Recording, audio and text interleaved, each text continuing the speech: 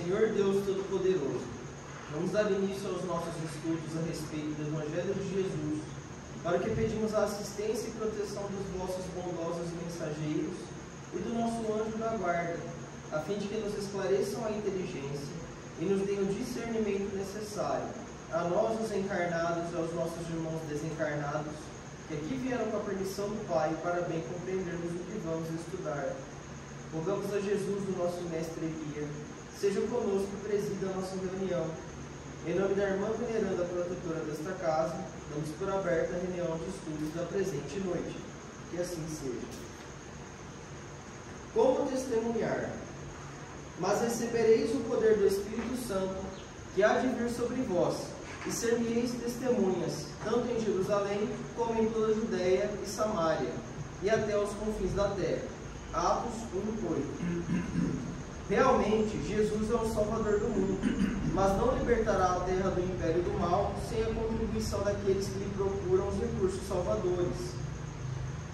O Divino Mestre, portanto, precisa de auxiliares com atribuições de prepostos e testemunhas em toda parte. É impraticável o aprimoramento das almas sem educação, e a educação exige legiões de cooperadores. Contudo, para desempenharmos a tarefa de representantes do Senhor na obra sublime de elevação, não basta o título externo com vistas à escola religiosa. Indispensável é a obtenção de bênçãos do alto por intermédio da execução de nossos deveres, por mais difíceis e dolorosos. Até agora, conhecemos a saciedade na terra, o poder de dominar, governar, recusar e ferir, de fácil acesso no campo da vida. Raras criaturas, porém, fazem permanecer de Jesus o poder celeste de obedecer ensinando, de amar construindo para o bem, de esperar trabalhando e de ajudar desinteressadamente. Sem a recepção de semelhantes recursos que nos identificam com o trabalhador divino e sem as possibilidades de refleti-lo para o próximo em espírito e verdade, através do nosso esforço constante de aplicação pessoal do Evangelho, podemos personificar excelentes pregadores, brilhantes literatos ou notáveis simpatizantes da doutrina cristã, mas não testemunhas dele.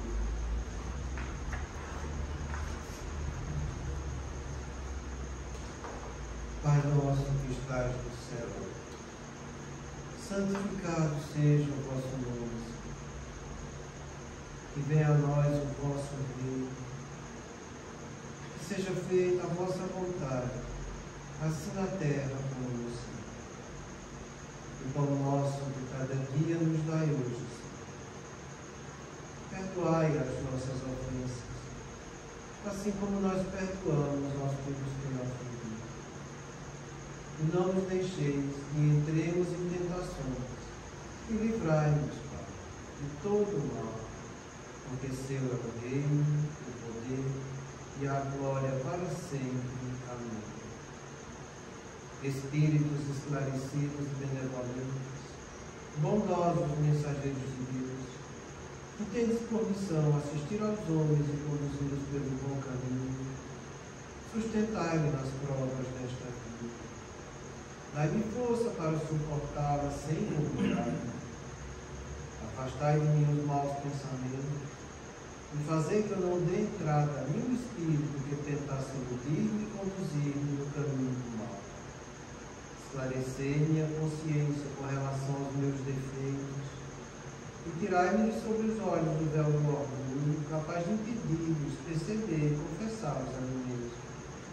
A ti, sobretudo, bondoso anjo da guarda, que mais particularmente velais por mim, e a todos vós, espíritos protetores, que por mim vos interessais, fazei que me torne digno da vossa proteção. Conheceis as minhas necessidades, que elas sejam atendidas segundo a vontade de Deus. Que a paz que irradia do coração de Jesus e que abrange toda a terra, possa ser assimilada por todos os corações aqui presentes, tanto encarnados como os desencarnados, para que, de posse dessa paz, possamos compreender as leis que regem o mundo espiritual e ter a sabedoria de praticá-las em nossa vida diária. Em nome do nosso mestre amado Jesus, da irmã veneranda e sua equipe espiritual que nos assiste, bem como dos nossos anjos da guarda, solicitamos que a água aqui exposta seja fluidificada em nosso benefício. Que assim seja, damos graças a Deus.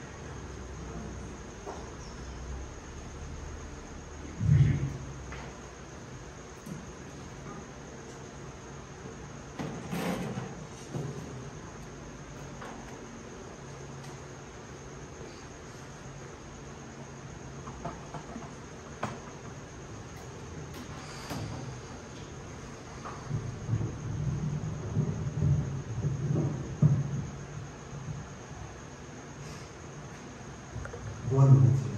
Boa noite. Muita paz aqui. Que Deus nos ajude para que a gente possa entender a mensagem da noite. Eu trouxe para vocês essa questão no Livro dos Espíritos, 916, e que Kardec faz a seguinte pergunta: longe de diminuir, o egoísmo cresce com a civilização, que até parece o excita e mantém. Como poderá a causa destruir o efeito? Pois é. Como pode a causa do egoísmo destruir o efeito se o efeito está excitando e mantendo o próprio egoísmo? Interessante que ele fala da civilização de uma maneira geral, né?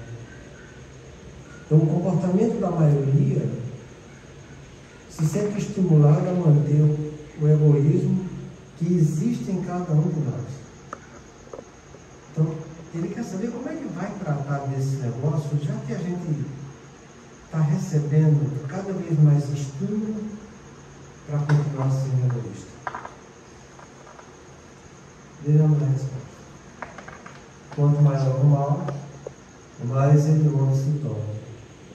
Era preciso que o egoísmo produzisse muito mal, para que compreensível se fizesse a necessidade de extirpar. Os homens, quando se houverem despojados do egoísmo que os domina, viverão como irmãos, sem se fazerem mal algum, auxiliando-se reciprocamente, impelidos pelo sentimento mútuo de solidariedade. Então, o forte será o amparo, e não o opressor do fraco. E não mais serão vistos homens a quem falte o indispensável, porque todos praticarão a lei de justiça.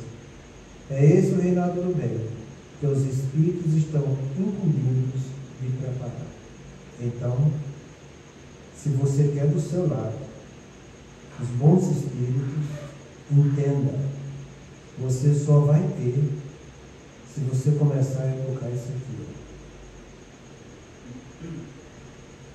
Não adianta você querer ajudar os outros se os outros não quiserem se ajudar.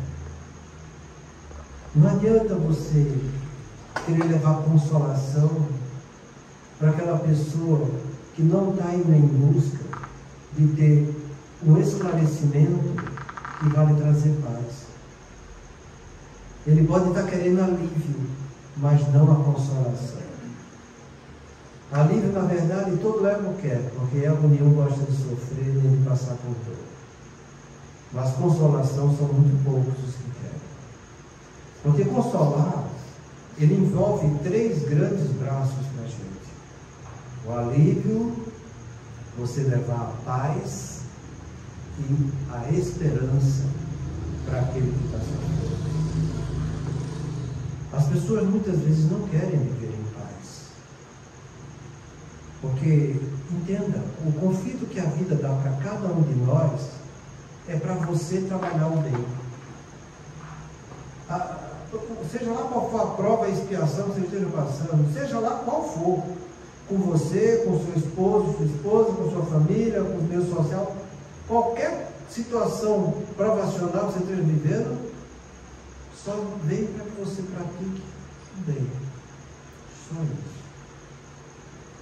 Então você vê as pessoas sofrendo, indo atrás de ajuda, e no meio daquilo que ele está padecendo, a gente começa a trabalhar e ver se ele está querendo fazer o bem. Vai ver se está. Vai ver. Porque aquele que quer fazer o bem, vai acontecer, como foi dito na instrução de hoje. Vai vir a inspiração de Deus para aqueles que dão testemunho de Jesus aqui na terra.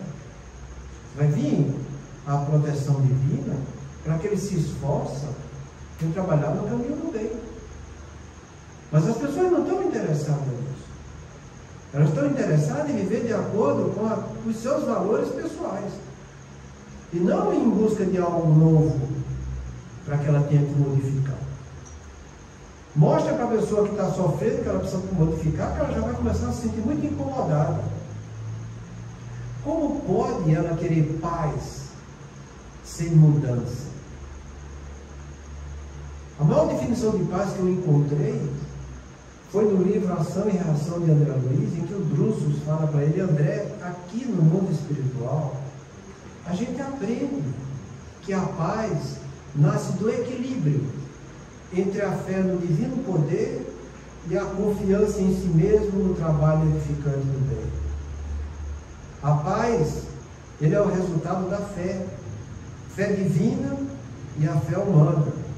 Fé divina, esse sentimento de convicção ímpar do bom proceder do Pai, que é perfeito para com o Filho. Se você realmente tem fé em Deus, você sabe que Deus é perfeito.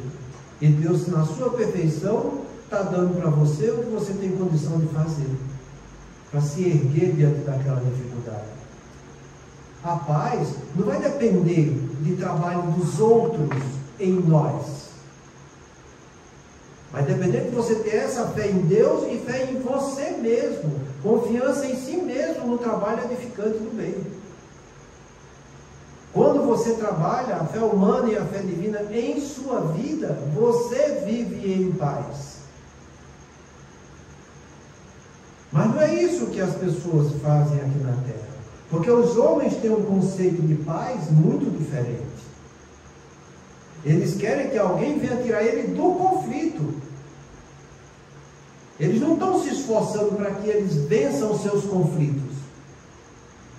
E aí é que está o maior erro que as pessoas cometem, sabe? É querer colaborar com aquele que não está laborando. É querer ajudar aquele que não quer ser ajudado. É querer levar um conforto para aquela pessoa que não está satisfeita em ir em busca do seu conforto. Então as pessoas vivem de uma maneira egoísta e estão um pouco se lixando para que estejam vivendo egoisticamente ou não. Elas não se interessam para entender e enxergar o seu egocentrismo. Então cada um indo atrás só dos seus interesses pessoais. Quando a pessoa visa só interesse, ela está visando só o ego, só ela mesma. Ela não está visando as outras coisas que estão em volta dela. Por isso que a gente define egoísmo quando é primeiro eu, depois os meus e o resto que se dane. É assim que a maioria vive. Então quando ele chega aqui e fala isso para a gente, quanto maior o mal, mais hediondo se torna. Então é preciso que esse mal cresça muito para que ele seja entendido por algo repulsivo e grave. Entenda, é o egoísmo pessoal nosso. A civilização vive assim, mas você vive de acordo com o que você acha que deve ser. Você faz a escolha da sua vida. Se os outros vivem desse jeito, é problema dos outros. O seu problema é como você está escolhendo viver. Você está querendo continuar sendo egoísta? Beleza? O que é que vai acontecer com você? Maior vai ser o mal que você vai estar atraindo para junto de você. Quanto mais você quiser continuar sendo egoísta, visando só seus interesses, mais coisa negativa você vai estar atraindo para junto de você. Porque Deus não privilegia ninguém. É a lei de igualdade para todos. Então, antes de você pensar em você, Pensa em todos. Porque você quer estar integrado com Deus.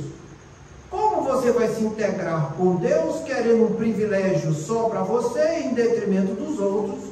Então Deus vai ser partidário de você e vai esquecer os outros?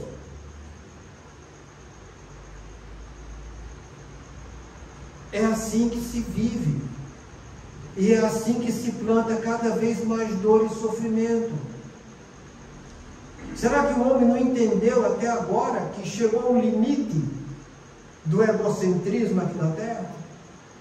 Que a partir de agora não tem mais como você ficar pedindo e não fazendo, porque até agora o que a gente fez é isso. A gente vai para o mundo espiritual, arrepende, entre aspas, pede uma chance e volta quando estou fazendo tudo errado. Vai para lá, arrepende, pede uma chance e volta fazendo tudo errado. Tem limite. Tem limite. Lá em São Lucas, diz que Deus é longânimo, é o extremo da paciência, mas tem limite. É o extremo, mas tem limite. Dá para entender que tem limite? Será que não já ultrapassamos o nosso limite? Nessa paciência toda de Deus para conosco? Será que a gente vai continuar visando só nossos desejos, aquilo que nos apetece, aquilo que nos traz satisfação externa, achando que é para isso que a gente veio na Terra? Não, gente. Está na hora da gente acordar. A gente já tem uma noção melhor do que é o mundo espiritual. Se os outros não têm, tudo bem. A gente tem que respeitar o livre-arbítrio deles. Do mesmo modo que a gente quer que respeite o nosso livre-arbítrio. Então faça a sua escolha consciente. E pratique com responsabilidade. Acabei de definir volição. É a capacidade do homem tem de fazer escolhas conscientes e colocá-las em prática com responsabilidade. É isso que nos falta. Porque a gente não faz escolhas conscientes. Porque a gente é escravo do nosso desejo. Onde é que está gravada a lei de Deus na consciência? Se você fizer a escolha consciente, você está fazendo a escolha de acordo com a lei de Deus, porque é consciente. Se você não faz, é porque você não quer fazer essa escolha. Você quer ficar no seu desejo. O nosso desejo é onde estão nossas emoções, sentimentos, onde estão nossas necessidades, nossas tendências, nossos impulsos. As pessoas vivem desse jeito. Vivem do desejo, pelo desejo e para o desejo. Aí quando a vida vem, dá uma puxada para chamar a atenção, dizer acorda, a gente chama isso de do auxílio, está lá no mesmo meio, ação e reação. Acorda que a vida está passando e você está vivendo só do seu desejo. Você não fez nada daquilo que tinha combinado lá em cima que deveria fazer aqui. Faz alguma coisa. Toma a iniciativa. Aí quando a dor bate na porta, que todo mundo vê, aí a maioria olha e diz, mas que dó de fulano, coitadinho, como está sofrendo. É a mesma coisa de olhar para o mundo espiritual e dizer, Deus, mas tu és um incompetente, tu és um burro, hein? Como é que você deixa essa criatura passar por esse sofrimento desse jeito, sendo tão bonzinho? Não é assim que as pessoas falam, mas é tão bonzinho. Eu escuto isso direto no meu consultório. E quando diz que é tão bonzinho, a primeira pergunta que eu faço, você ainda acredita em Jesus? Às vezes eles tomam um choque, né? Porque eu não estou nem falando de religião. É lógico. Então me diga o que é que ele falou quando chamaram ele de bonzinho. A maioria diz, não sei. Eu digo, não sabe? Pois está na hora de saber. Quando chamaram ele de bom, ele disse, por que é que me chama de bom? Se bom só tem um, que é o Pai que está no céu. Se Jesus não aceitou ser chamado de bom, Você está dizendo que fulano, ciclano, beltrano é bonzinho. É tão cego quanto. E o pior não é isso. É que você não só não está ajudando, como você está atrapalhando o outro, sabe? Porque você está dizendo para o ego dele que aquele ego está certo, ele não deveria estar sofrendo. E a pessoa fica cada vez mais iludida, eu não merecia sofrer mesmo, entende? Tem alguma coisa errada, Deus está dormindo. Não é assim que vai acontecer. Aí fica, em nome da desgraça, chamando a atenção de todo mundo, porque ele quer ganho secundário, que é o ganho do ego. E chega na casa espírita desse jeito. Porque chega aqui pior do que quando chega no consultório. Porque no consultório, pelo menos, eles estão pagando e sabem que vão ter que receber alguma coisa lá. Vai gostando ou não vai, vai ter que receber. Aqui não paga nada e vai ter que receber do mesmo jeito, tá entendendo? E aí é que não vão gostar mesmo. Aí vai procurar outro canto. Paciência, procure. Porque é como está no livro Missionários da Luz. Os espíritos bons não vêm para nos entretecer nos nossos erros, mas para ajudar aqueles que querem ser melhorados. Então, eu tenho que estar trabalhando no caminho certo, gente. Eu tenho que olhar para dentro de mim e ter nojo do meu egoísmo. É nojo mesmo que ele fala aqui, repulsivo, grave, entende? Extremamente ruim, entende? É você olhar para você e olhar e ver em você aquilo que Jesus falou. Sois iguais a túmulos, caiado por fora e cheio de podridão por dentro. É você olhar para você e enxergar a podridão. Aí você vai estar enxergando o egoísmo. E aí você vai estar começando a limpar essa podridão. Os outros vão estar vivendo. A civilização está desse jeito. Esse é o problema da civilização. Não é problema seu. O seu é a sua conduta, como você se comporta. Olha teu comportamento, você sabe qual é a sua conduta. Conduta são os valores que vão chegar, dar origem aos meus comportamentos. E como é que eu vou olhar meu comportamento? Praticando o autoconhecimento. E por que eu não pratico o autoconhecimento? Porque eu não quero enxergar a podridão dentro de mim. No dia que você quiser enxergar a podridão dentro de você, é porque você vai estar com nojo do seu egoísmo, está entendendo? Como ele está dizendo aqui. É porque ele causou muito mal mesmo. Você sofreu e sofreu. É por isso que eu falo para todo meu filho, aceita, acorda. Porque senão você vai sofrer até aprender. Buda já falava isso. Até o homem aprender o que a vida quer ensinar, ele vai passar pela mesma experiência até aprender. Isso serve para tudo. Para tudo. Está com conflito você com você mesmo? Ou você se ama e faz o bem para você agindo com justiça? Ou então, meu filho, vai sofrer até aprender. Está com conflito conjugal? É melhor você saber aparar as arestas. É melhor você trabalhar um pouco da estima, como a gente já estudou aqui. Começar a trabalhar o apreço e a consideração. Um com o outro. Por quê? Porque se você não fizer isso, paciência, meu filho. Separação é o mal menor, mas é mal. E você vai sofrer desse mal até você aprender. De volta já falava, nossos casamentos, 95% ou mais são expiatórios. Quer dizer que não vai ter confusão. Como qualquer expiação que você está passando.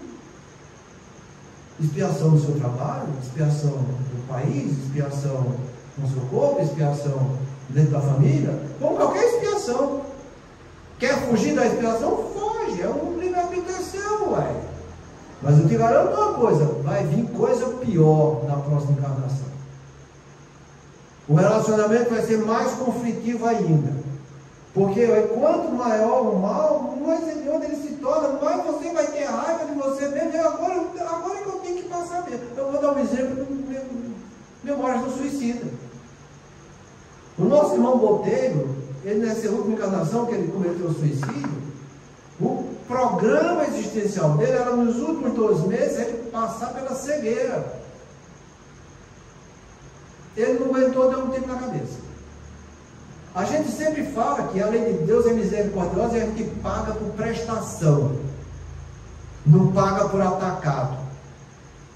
Conclusão: ele foi lá para o Vale do Suicida, depois foi recolhido, coisa e tal, foi tratado, começou a estudar e começou a ver as vidas passadas. E foi vendo. Ficou 50 anos lá estudando e aprendendo. Ele regrediu tanto nas encarnações anteriores que ele chegou ao ponto de ver uma, que foi a última, em que ele estava junto com Jesus. E ele viu Jesus carregando a cruz, e ele com o braço aleijado e com o outro praguejando Jesus. Foi quando ele disse: basta, para mim chega, preciso começar a pagar. Por que é que eu fiquei cego 2 meses? Porque numa das encarnações que ele era inquisitor, ele foi extremamente cruel com a mulher que ele amava. E ela se casou com outro. Ele fez de tudo. Aprisionou o marido dela. Fez tudo que a tortura que você possa imaginar. Até ela se entregar sexualmente para ele. Senão ele iria matá-lo na frente dela. E ela, para não ver o marido morrer a quem tanto amava na frente dele, se entregou. E depois, quando ele foi entregar o marido, cegou os 2 olhos dele na frente dela. E ela ficou com todo aleijado, sem dedo, sem dente, sem nada. E ainda viveu mais 20 anos, cego. Resultado: aquilo que ele estava pagando por prestação, nessa encarnação já está encarnado novamente e vai pagar por atacado. Porque ele escolheu que aos 40 anos, que foi quando ele cegou o colega dele, iria ficar cego e permanecer cego mais 20 anos, que foram os 20 anos que o outro viveu cego pela crueldade dele. Você entende o que é pagar por prestação agora e pagar por atacado? Está ruim com tua mulher? Está ruim com teu marido? Separa. Separa. E vê o resultado da próxima encarnação. Se é que vai estar por aqui, né? Se é que vai estar. Está ruim com o pai, com a mãe? Está ruim com o irmão? Está brigando, separando, cada um assim. É um direito seu, ué. Civilizatório.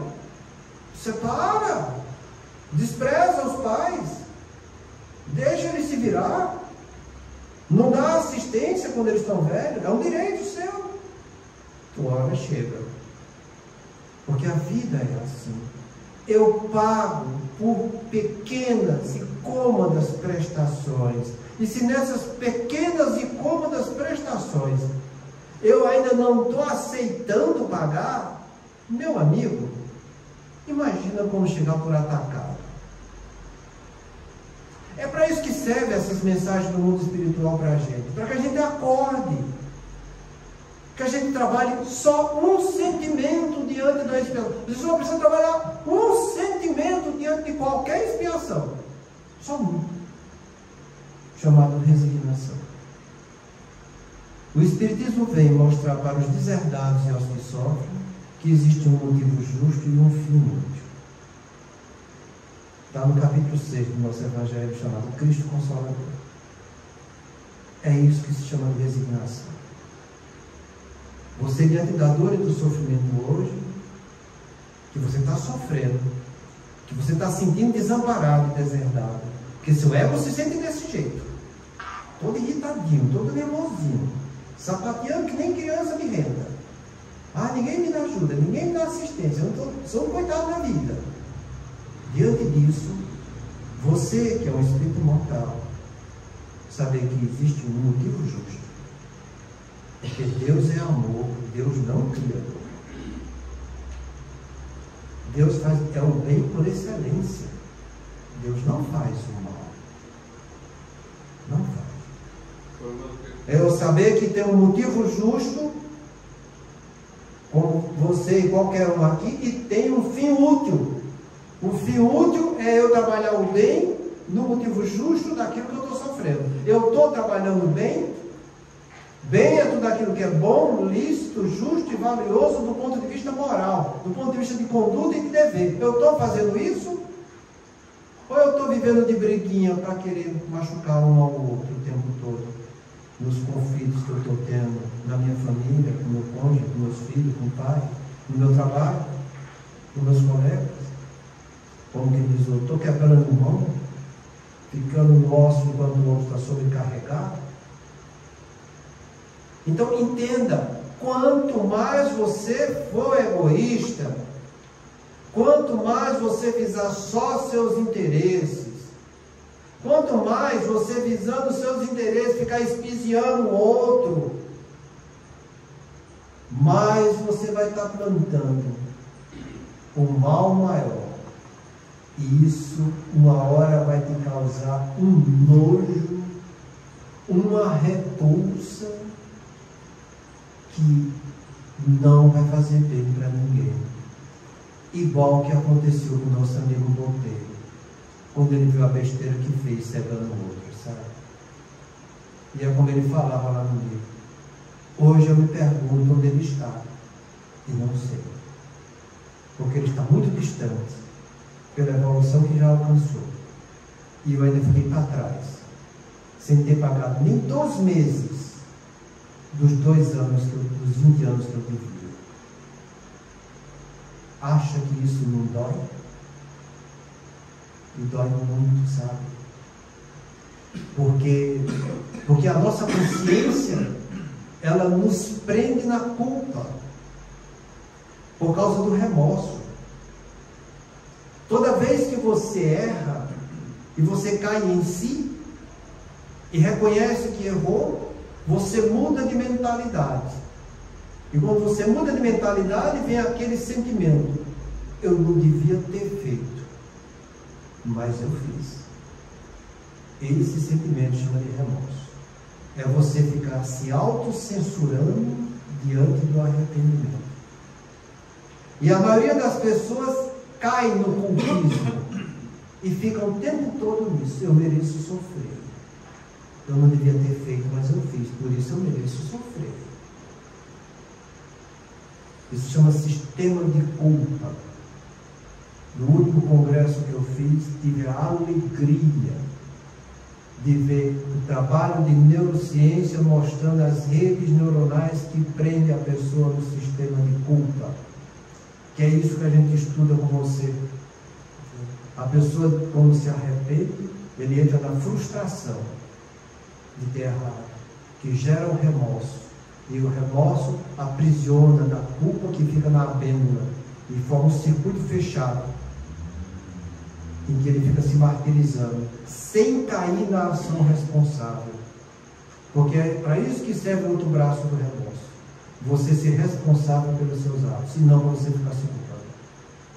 Aquele que é responsável, ele cai na volição, porque volição é a capacidade que você tem de tomar decisões conscientes, tendo a responsabilidade de colocá-las em prática. Quando você chega na responsabilidade, você diz: sim, foi eu quem fez, mas eu posso fazer melhor, eu posso aprender com o meu erro. E é aí que está o sistema de recompensa voltando para o teu pré-frontal, e você quebra o circuito com a amêndoa. É muito interessante isso. Eu fico vibrando quando eu vejo essas coisas, sabe? Porque a gente estuda o culpismo do ponto de vista filosófico, e a gente vê agora a neurociência mostrando que é assim que funciona. E você pode sair do sistema de culpa. É só você ser responsável. Entende? Você vai ser responsável como? Quando você entender que diante de toda dor, sofrimento, existe ali na tua dor, no teu sofrimento, um motivo justo e um fim útil, para que você seja responsável e pratique o bem. Então, a civilização vive te estimulando no caminho do egocentrismo. Não deu certo com essa? Dá as contas, casa com outro. Não deu certo com esse? Vai embora, você é livre, vai casa com outro também, está entendendo? E vai, e nunca vai encontrar. E nunca vai encontrar. Porque ninguém foi feito para preencher o outro. Ninguém preenche o vazio de ninguém. Só você preenche o seu vazio. E você vai preencher o vazio só com uma coisa, só uma consegue preencher: fazendo o bem. Outra coisa que você queira substituir no teu vazio não vai dar certo, vai ser mais frustração ainda. É você quem preenche a você mesmo, é você quem se edifica. A cada um será dado segundo sua obra, e não segundo a obra do outro, que vai preencher fulano, ciclano ou beltrano. Então, entenda Jesus. E qual é a tua obra? Só você sabe. Analisa a tua consciência que você vai saber. Se a tua obra é baseada nisso aqui, meu filho, haja mal, haja vazio, porque você vai sentir a ausência de Deus em você. Deus é egoísta? Se você é egoísta, Deus não é. Fluido bom não se mistura com fluido ruim. Então você vai sentir a ausência de Deus em você. Por isso você vai sentir um vazio existencial. Porque Deus foi quem te criou. É Ele que nutre a tua existência. Mas você se recusou a ficar com Ele. Aí você vê os outros sofrendo com vazio. Você quer chega lá. Eu vou dar um jeito em você. Eu sei qual é a resposta. Eu sei quantos passos vai ter que tomar. Quantos litros de água fluidificada, quantos não sei o que lá, quantos trabalhar. Eu sei que eu vou jogar esses outros para não sei para onde, porque você vai ser privilegiado e os outros vão ter que ficar para lá. Eu sei. Sabe coisa nenhuma. Você não sabe nada. Porque se soubesse, você estava estimulando o trabalho no caminho do bem.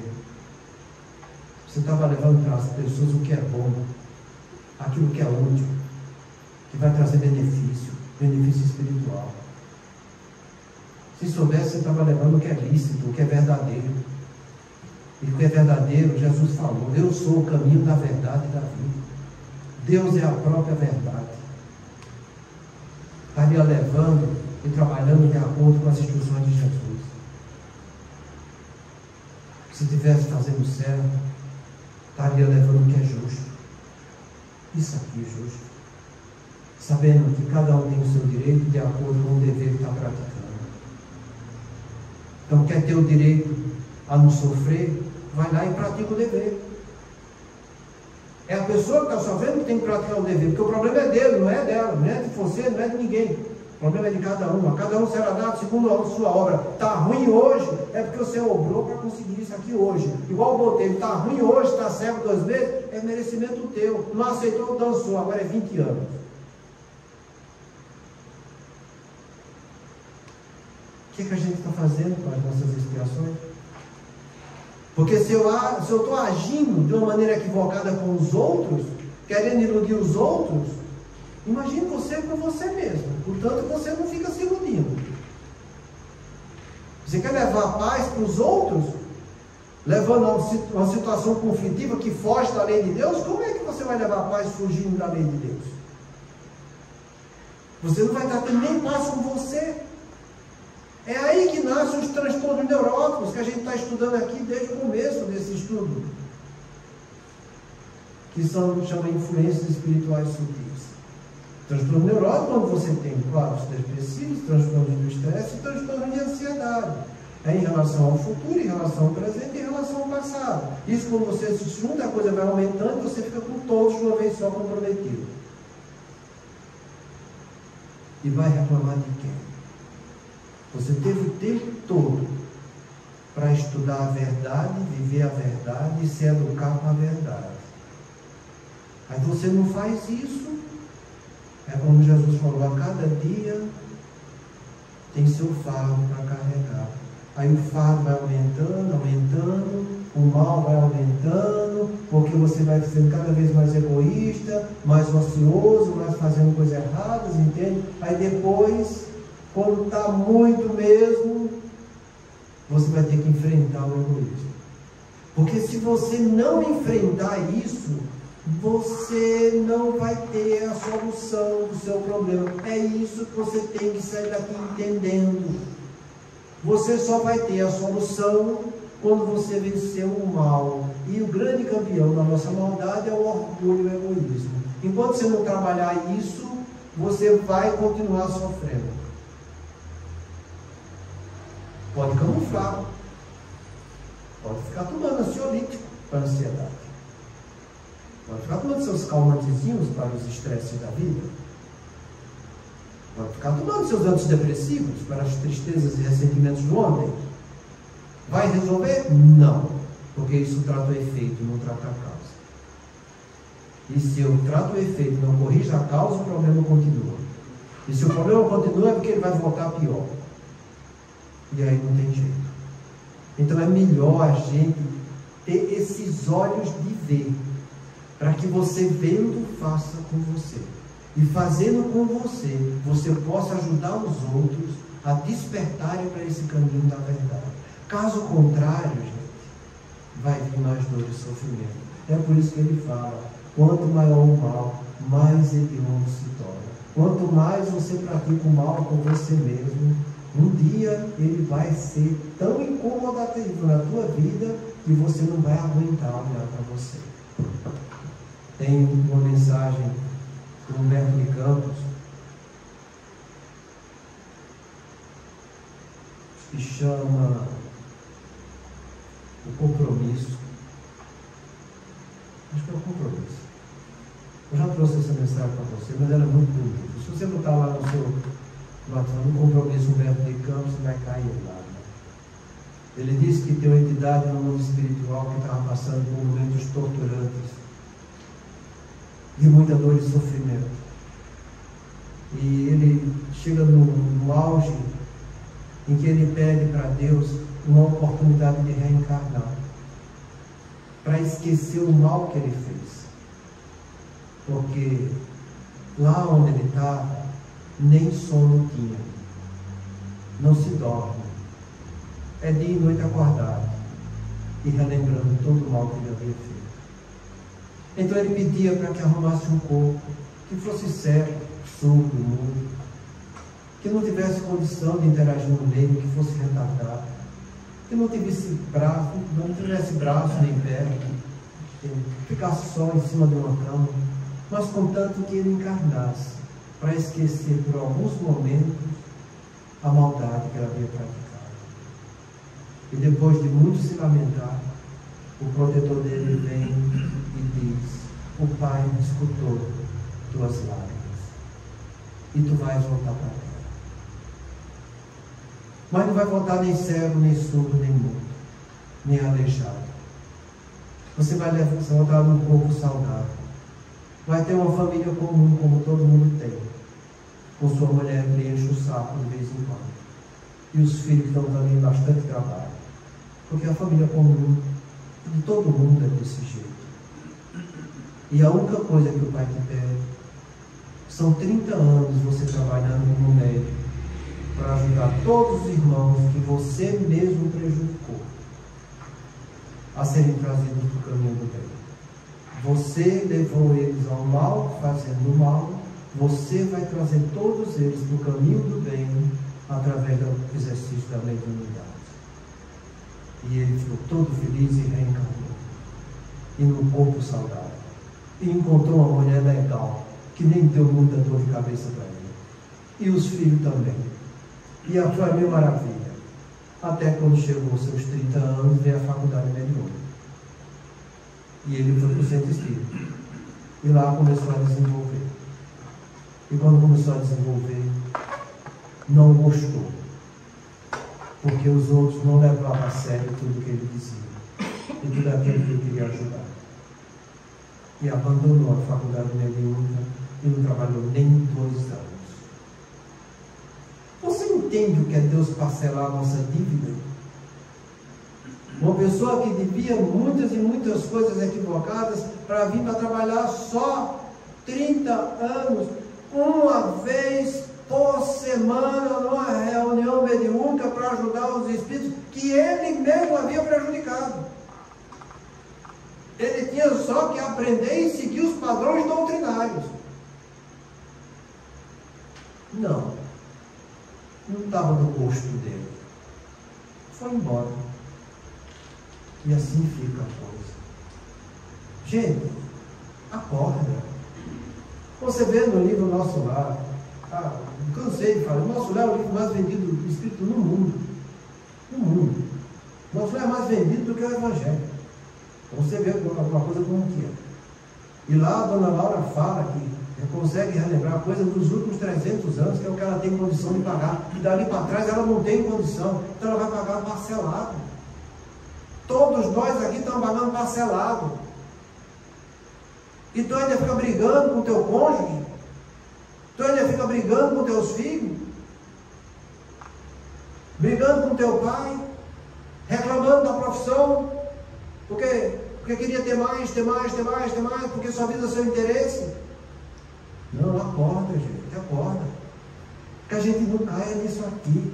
Quanto maior o mal, mais hediondo ele se torna. Que a gente reconheça a nossa situação e que a gente pare de fazer o mal. Era preciso que o egoísmo produzisse muito mal, para que compreensível se fizesse a necessidade deste mal. Você vê que eu grifei essa palavra aqui, diferente de todas as outras. Por que eu fiz isso aqui? Porque uma coisa é você entender, outra coisa é você compreender. Entender é o que eu estou fazendo com vocês aqui, para que vocês tenham uma noção cognitiva da mensagem que eu estou passando a respeito do egoísmo. Vocês estão entendendo, porque não está com a gota serena de não estar entendendo. Depois disso tudo que eu falei. Agora, se você vai compreender ou não, aí o problema é seu. Compreender é você trazer o entendimento para a sua vida íntima. É você olhar para você e dizer, como é que é esse egoísmo dentro de mim aqui, hein? Será que ele quis dizer que eu tenho que ver meu comportamento, praticar o autoconhecimento? Se você compreender esse ensinamento, você vai chegar em casa hoje e dizer, é hoje que eu vou fazer o autoconhecimento. É aí que está a solução da minha vida. Aí você vai lá e vai ficar meia hora refletindo no que você fez direitinho, procurando, perguntando para você, por que é que eu agi desse jeito com fulano? Por que que eu provoquei briga com ele, se eu podia ter evitado essa briga? Por que que eu não fui um trabalhador da paz dentro do meu lar? Por que que eu não procurei ser mais carinhoso, mais gentil? Por que que eu não procurei ter mais apreço, reconhecendo o valor da companheira, do companheiro, do pai e da mãe? Por que eu não tive mais consideração para saber respeitar mais fulano, ciclano, beltrano? É nisso que a gente tem que entender. Porque se você não fizer esse exercício, você jamais vai tornar isso compreensível. E se você não compreender, você não vai aprender nada. Nada. Já falei para vocês as 4 fases da aprendizagem. Conhecimento informativo, você entende. Conhecimento reflexivo, trazer o que você entende para você, você compreende. Concordância na sua vida, disso que você está compreendendo, é a tua consciência dizendo, é assim mesmo que você vai ter que fazer a partir de agora. É a tua consciência que vai concordar, para que naquilo que você entendeu, compreendeu, você use a vontade. Entenda a consciência, capacidade de tomar decisões conscientes, sabendo que tem a responsabilidade de praticar. Volição, o nome disso, volição, que vulgarmente se chama de vontade, mas o homem pulverizou essa palavra vontade. Para tudo que você vai fazer é vontade no desejo, é vontade na emoção, é vontade no sentimento, é vontade na necessidade, é vontade na tua tendência, tudo é vontade, não. A ciência diz, não, para. Volição. Essa é a vontade que vem da inteligência do homem que Deus deu para ele. Sentimento, pensamento e volição. Capacidade de tomar decisões conscientes, tendo a responsabilidade de colocá-las em prática. Aí você vai estar trazendo o que você está compreendendo para que a sua consciência diga, vá lá e faça. Porque se é isso que você deve fazer, por que então você não vai fazer? É por isso que eu grifei essa palavra compreensível, sabe? Então, para você compreender, você sentir em você que você precisa tirar ele de dentro de você. Porque o meu egoísmo é problema meu, não é do governo, tá entendendo? Não é do Supremo Tribunal Federal, não é do Lula, não é de ninguém, é meu. Os outros são só circunstâncias, que faz parte do contexto, para que eu aprenda, dentro desse caldeirão de coisa negativa, a olhar para mim e dizer para mim mesmo, eu não quero mais fazer parte desse contexto. Eu quero extirpar isso de dentro de mim. E aí ele continua dizendo, os homens, quando se houverem despojado do egoísmo que os domina, viverão como irmãos, sem se fazerem mal algum, auxiliando reciprocamente, impelidos pelo sentimento mútuo de solidariedade. Os homens, nós, não tem nada de obsessor, não tem nada de andamada, é decisão sua.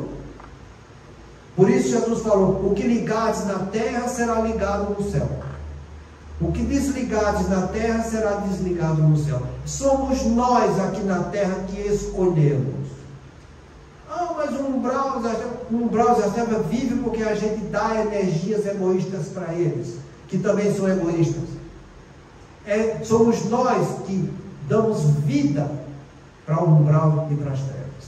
No dia que o homem quiser mudar, os umbrals e as trevas vão desaparecer.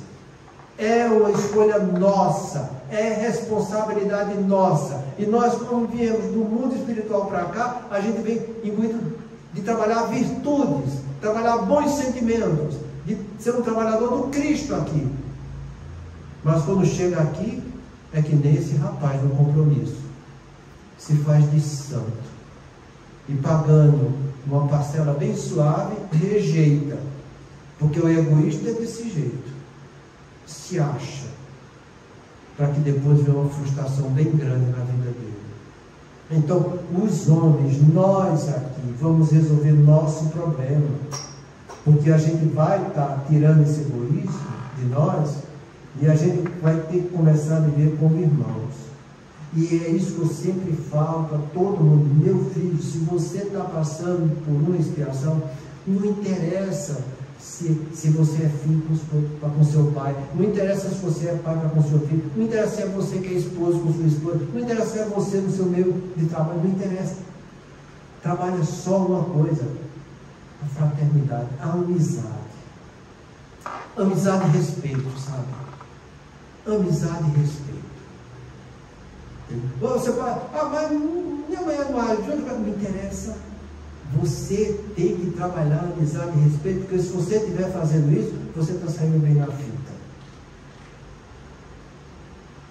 Olha, lembra da situação do Segismundo, no livro Missionários da Luz, que na encarnação anterior matou o rapaz que ia casar com a amada dele, para que ele casasse com ela.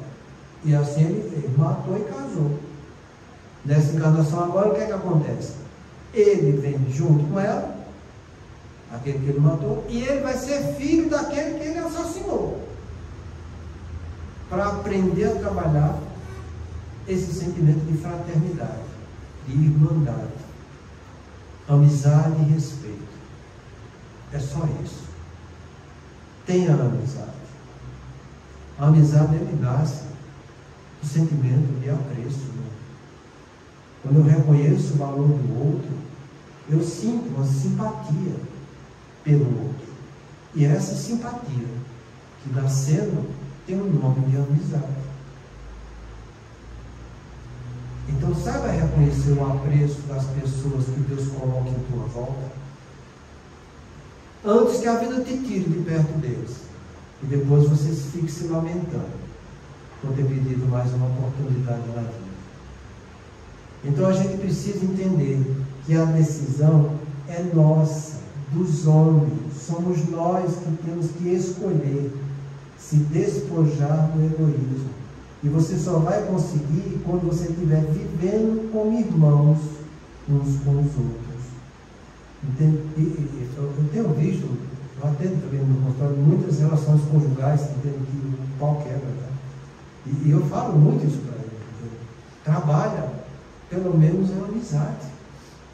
Entende? Saiba ter um respeito pelo outro e trabalhar em amizade. Entende? Mas a gente vê pessoas na senilidade, passando por situações de demência, em que aí é que a confusão é grande, porque já não tem mais aquele freio de recalcar os sentimentos, porque a demência quebra isso, e fica um brigando com o outro dia e noite, entende?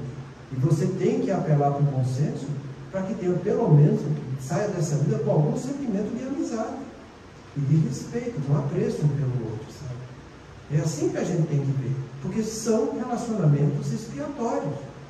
A gente gostaria que fosse diferente? Gostaria. Deus nos fez por amor, mas a gente não fez por onde honrar esse sentimento de amor. Não é à toa que a sexualidade é a primeira pseudo-topo de verdade, onde todos nós temos comprometimento grave. Isso é tão grave, isso é tão significativo na vida da gente, que nos centros da satisfação externa, isso é trabalho de neurociência agora, mostra que as áreas na região preceptal, onde tem esses núcleos que são estimulados quando tem satisfação externa alcançada, 90% dos neurônios estão envolvidos com sexualidade. 10% deles é que vai se envolver, vão ver com visão, com paladar, com gustação, com outras sensações externas. Para você ver o peso e o tamanho do que é os nossos problemas na esfera da sexualidade. E estamos pagando só pequenas prestações. Não queira arrumar um bolo maior. Muita paz a todos. A semana que vem a gente termina trabalhando, falando um pouco sobre o sentimento de solidariedade. Que Deus proteja você.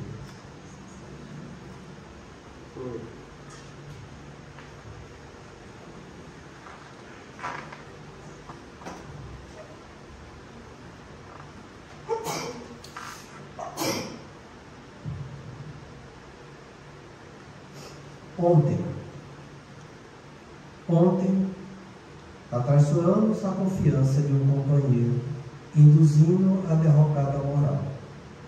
Hoje, guardamos na condição de parente difícil que nos pede sacrifício incessante. Ontem, abandonamos a jovem que nos amava, inclinando-a ao mergulho da lagoa do vício. Hoje, temos-la de volta por filha incompreensível, necessitada do nosso amor. Ontem, colocamos o orgulho e a vaidade no peito de um irmão que nos seguia os exemplos menos felizes. Hoje, partilhamos com ele a afeição de esposo despótico ou de um filho problema, o cálice amargo da redenção. Ontem, esquecemos compromissos veneráveis, arrastando alguém ao suicídio. Hoje, reencontramos este mesmo alguém na pessoa de um filhinho, portador de moléstia irreversível, tutelando a custa de lágrimas o trabalho de reajuste.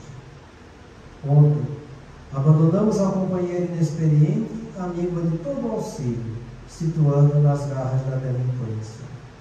Hoje, achamos-la ao nosso lado, na presença de esposa conturbada e doente, a exigirmos a paciência no curso infatigável da tolerância. Ontem, dilaceramos a alma sensível de pais afetuosos e devotados, sangrando-lhe o espírito apunhaladas de ingratidão. Hoje, moramos num espinheiro em forma de lar, carregando fardos de angústia, a fim de aprender a plantar o carinho e a fidelidade. À frente de toda dificuldade e de toda prova, abençoa sempre e faz o melhor que possas. Ajuda aos que te partilham a experiência. Ora pelos que te perseguem, sorri para os que te ferem, e desculpa todos aqueles que te injuriam. A humildade é a chave da nossa libertação. E sejam quais sejam os teus obstáculos na família, é preciso reconhecer que toda construção moral no reino de Deus, perante o mundo, começa nos alicerces invisíveis da luta em casa. Possamos todos nós levar nosso pensamento a Deus, a Jesus, não nosso anjo da guarda, agradecer principalmente a equipe espiritual que esteve aqui nesta noite.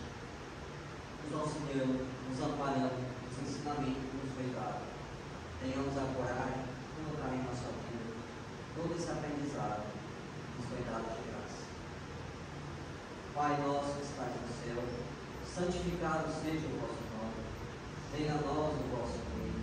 Seja feita a vossa vontade, assim na terra como no céu.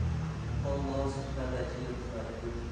Perdoa, Pai, as nossas dívidas, assim como nós perdoamos aos nossos devedores. E não nos deixes entregues às tentações, mas livra-nos, Senhor,